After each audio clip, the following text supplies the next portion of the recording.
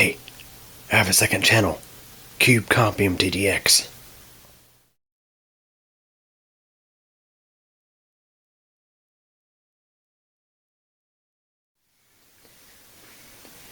Hey everybody.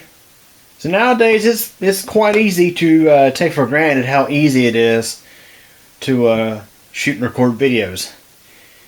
I mean, you can easily get your hands on a digital camcorder such as this Sony Handycam. Or if you have a digital camera, you can typically record videos with that. Or, as most of you have smartphones these days, you have a camcorder built into this phone. On both sides you can record yourself or you can record your subject. And of course, there was once a time when this technology wasn't quite so easy to get. Generally it would cost you quite a bit of money, and it was quite bulky. Let's go back to 1988. Before my time, actually.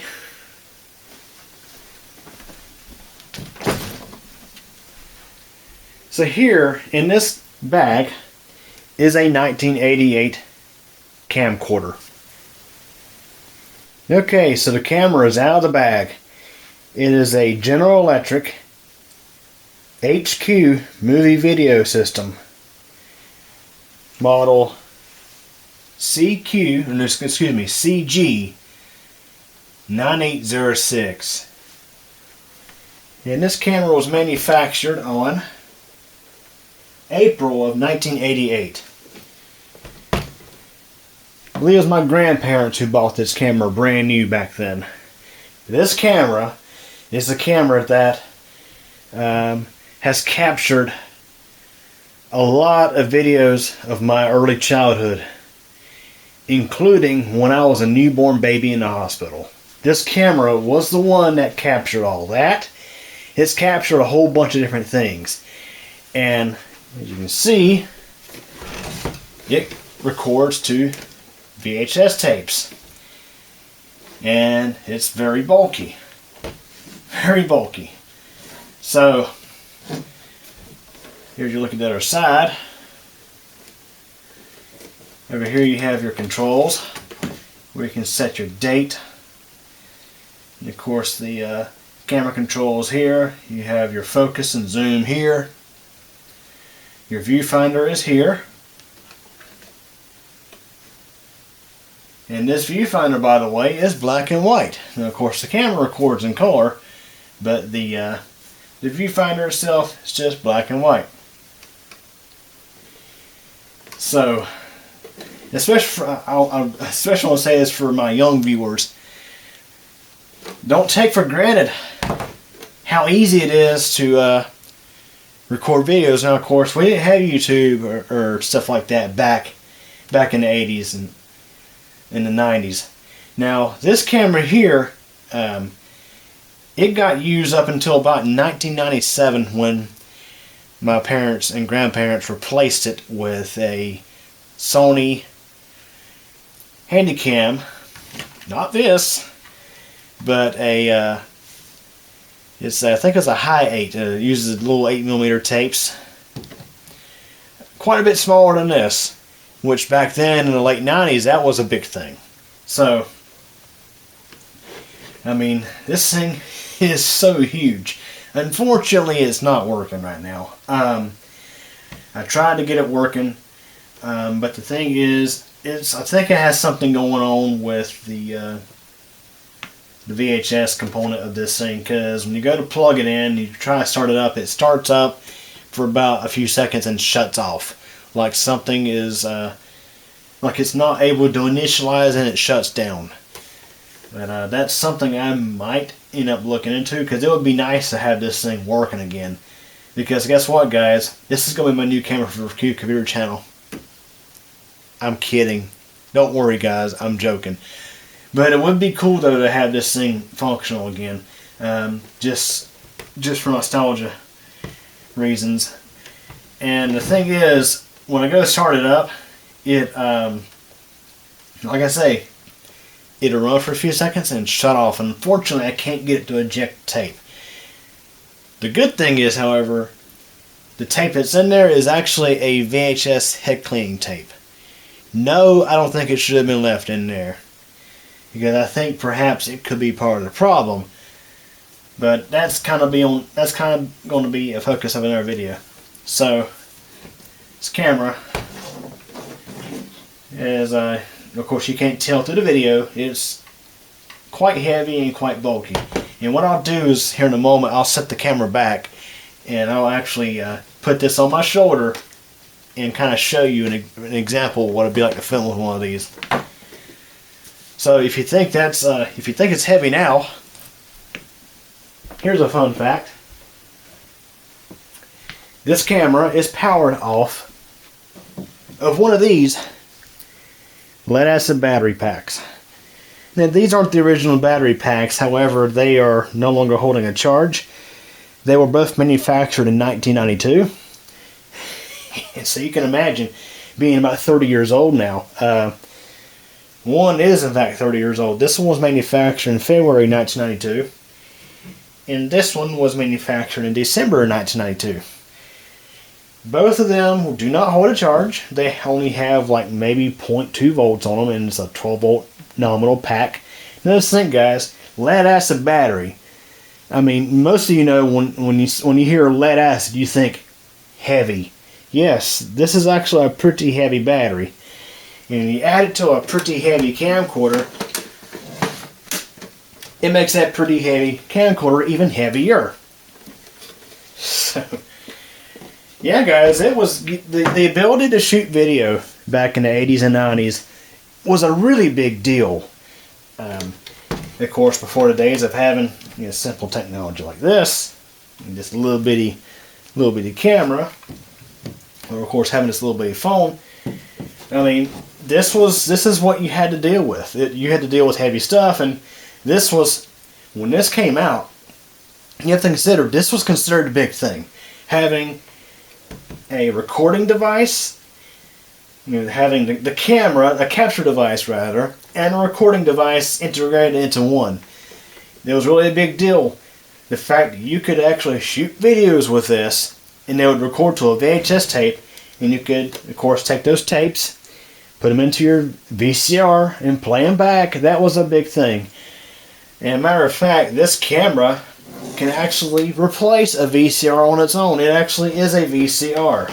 So, I'll get you a little closer look here at this camera. You can see here, you have all the different controls for, of course, your play, and of course rewind and fast forward. There's also record here, and this is not to be confused with the camera's recording function. When you're using this as a camera, you actually slide this like this to cover these buttons up, because those are actually not even used. You're actually using the controls up front. Like, man, this thing's heavy.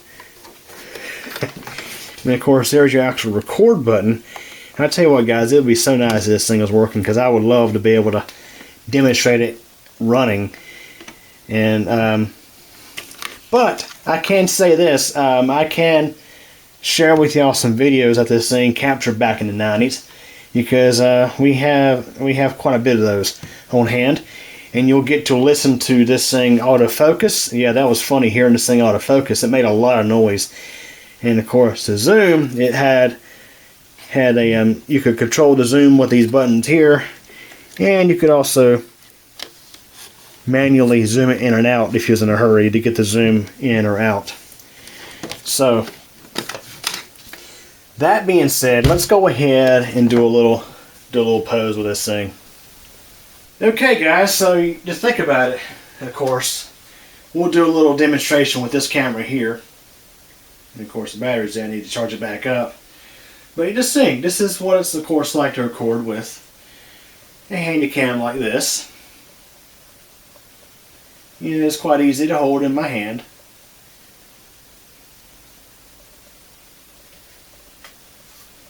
Or, of course, with my phone. Most people shoot their videos like this, when you really should be shooting them like this. So, one or two hands, And of course, you carry this around in your pocket all day. And if you find something you want to take pictures of, record, you just rip it out and load up the camera app, and you can record right away, provided you got space and battery on your phone. But we're going to go back to the 1980s and early 1990s. This is how, of course, it would be to shoot video back then. You got this big old thing. And of course, got the shoulder strap. Of course, it does help make it easier.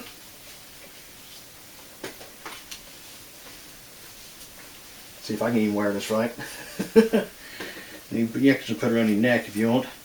So, got your hand strapper over here. This will set up on your shoulder like this. And you got this viewfinder, which comes out and turns. So this is how it would be, of course, back in the 80s and 90s to shoot video from a home video camera. I tell you what, guys, holding this thing around like this really makes me appreciate my parents, because they did this a lot.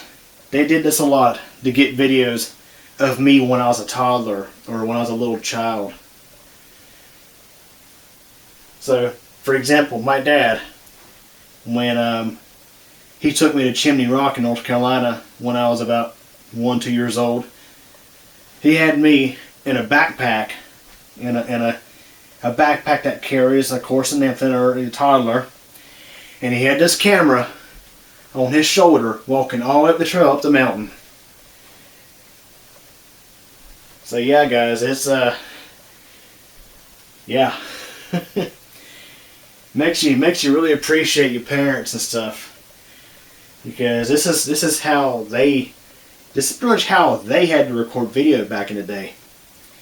And my arm is already starting to get tired. You just imagine holding this thing walking up the mountain for half an hour, or longer than that, really. Yeah, my dad did it years ago when he was about my age than I am now. So yeah, this is how it was back then. Of course, I didn't take the cover off the lens, but yeah.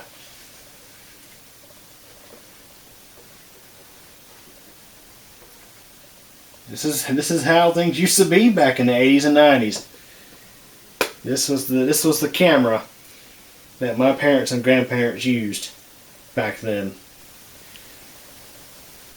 Okay, so here is the base unit for this camera. It acts as a power supply for the camera, or the camcorder, I should say. It also acts as a battery charger. I'll demonstrate. I'll stick a battery in it, which, of course, the battery itself is not going to charge. It also has down here video in and video out. It's just composite video and one audio channel. Right there you can see out and in. And it's kind of dirty. And you have a switch here to switch between channel 3 and channel 4, because on the side of the unit it has a input from antenna, or your cable line goes in here, and this goes out to the TV. That's how this device is able to function. That's how the camcorder itself can really replace your VCR, because it has a built-in VCR.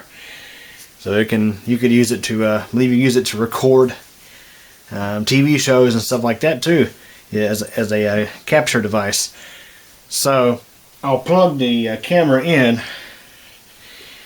and as I'm suspecting it's not going to start up. It'll start up, but it'll shut off after a few seconds.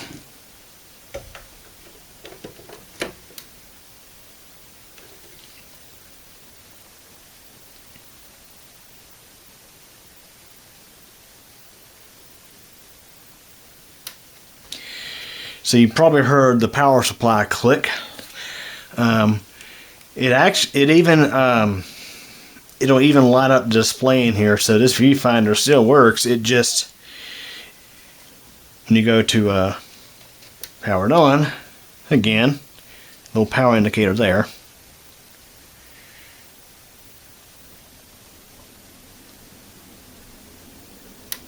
and it shuts off. There, so I'll demonstrate again.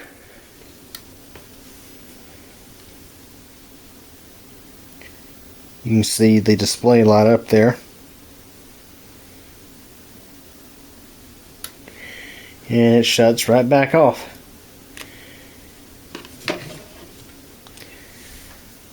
If I press the eject button,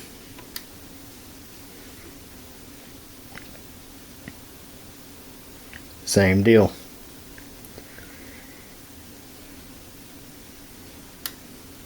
And the thing is, I went on YouTube and watched a video of someone demonstrating a similar model camera from 1989, and when you plugged into the power source, when you try to turn it on or whatever, you would actually hear the mechanism inside the VCR component of this camcorder operate.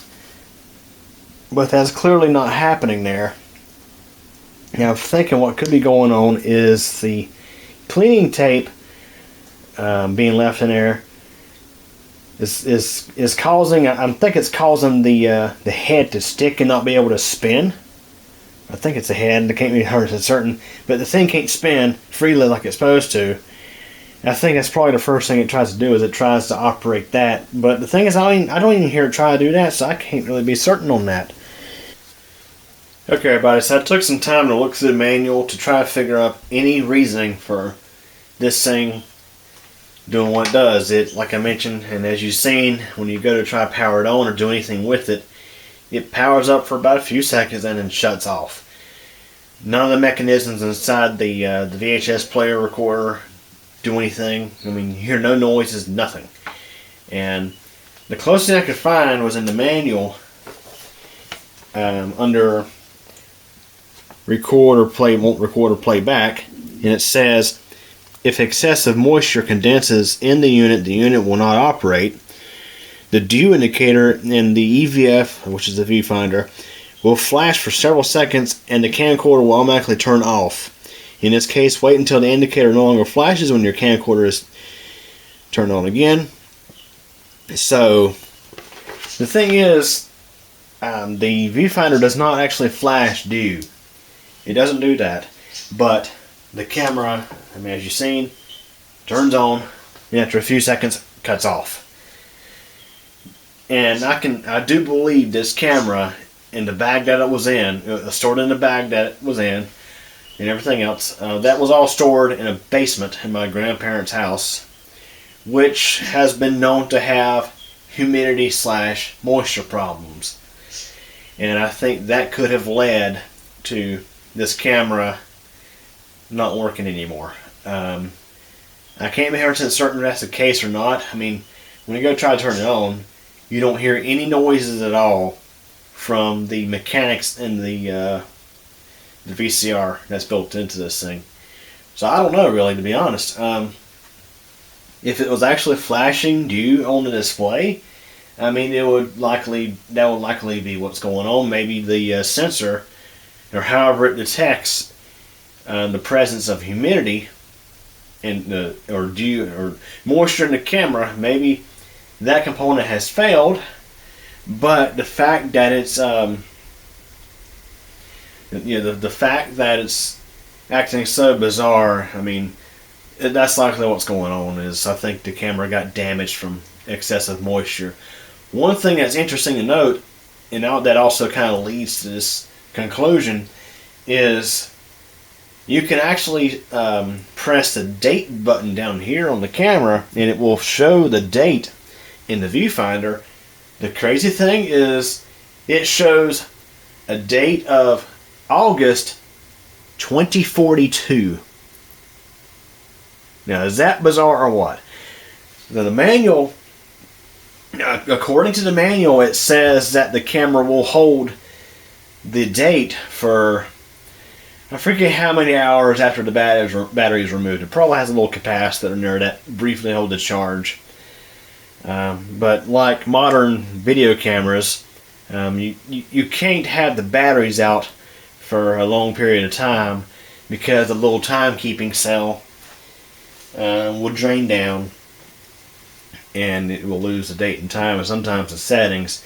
But the fact that defaulted to August of 2042, which is really bizarre. I mean, we're not. It's 2042 is another 20 years from now. So I don't know how that happened. I doubt seriously it was set to that. I mean, who knows? I mean, the last time this camera was used, I want to say it was back in 1997, or actually probably 1996. That's in 1996. I have some tapes from 1996 that were shot with this camera, but nothing from 97. 1997, that was the year that my grandparents had acquired a Sony Handycam, and around the late 90s or so, my dad acquired a GE VHS Camcorder, which I may be able to find here soon and do a video of it. But yeah, unfortunately, it looks like this camera is not going to work. Like I say, this is unfortunate. Maybe if I do get some spare time, I'll have to open it up and see if I can spot anything.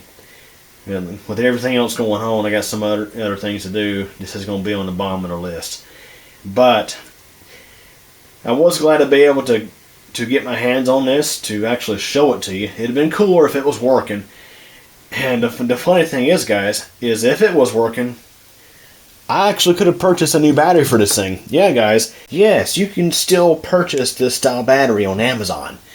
Yeah, Amazon, Batteries Plus, sites like that actually still carry it. It's about $30 to $40, which is a ripoff in my opinion. But then again, it's an old battery. It's an old style battery, old lead acid battery, and lead acid batteries, at least from what I know, they're generally not the cheapest out there. It's an old technology, and according to the manual, the typical runtime of the factory battery was about 1 hour. You could purchase a premium model battery for about $40. This thing actually has prices in the back of it for optional accessories, and you could get an hour and a half for the runtime. So it's on. Let me see where it's at. Yeah, on the back it has this little order form here. You can see a rechargeable battery, $49.99. You could buy additional VHS tapes.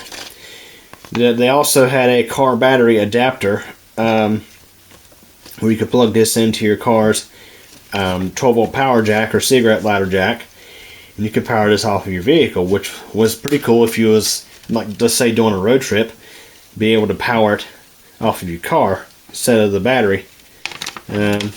You could purchase an optional, just standard plug-in AC adapter, which didn't have all the stuff built in for the video functionality. Or you could purchase a new AC adapter / charger, which did have those functions for $120. I also had this character generator, and you can see right here, this stuff really more in detail. I'll let you have a look at that. Pause the view.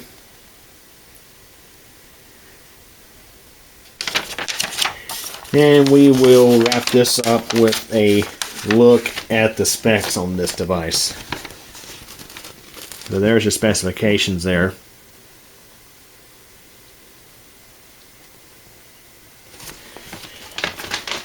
So yeah, guys, pretty neat. So in case you wondered how far technology has come since the late 80s for video cameras, there's your answer right there. This was a big deal back in the late 80s, being able to record videos, and of course being able to play them back on your home television set. That was a pretty big thing back then. So anyways, hope you enjoyed this video. Thanks for watching.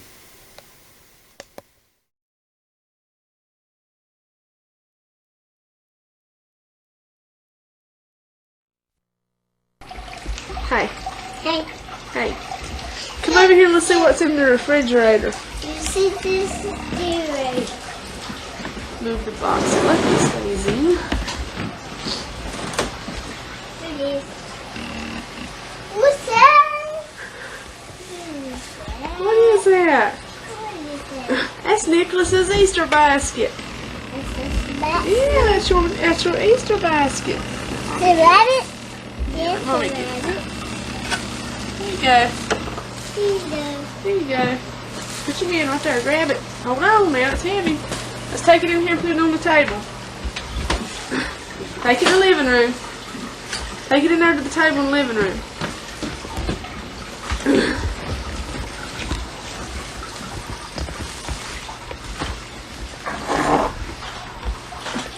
Wait, Nick. Right here. Just put it on the table right here.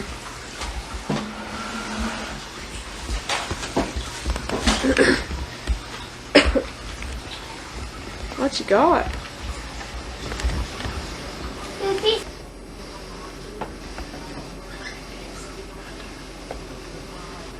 it on your ear. Look at that boy. Mr. Hollywood.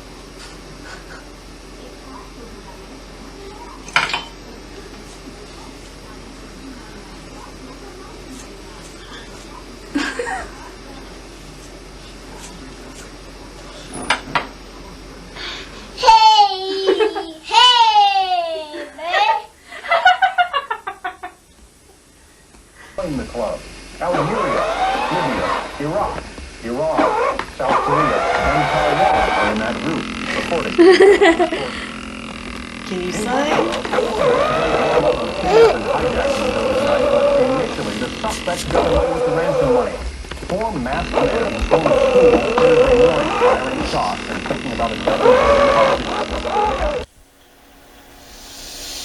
Well, everybody, that wraps it up for this video, and I hope you enjoyed it. If you did, please like the video.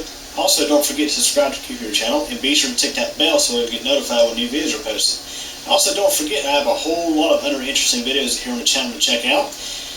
And also, in addition, I have a second channel, CubeComp MTDX, where I have all sorts of other videos not exactly related to technology.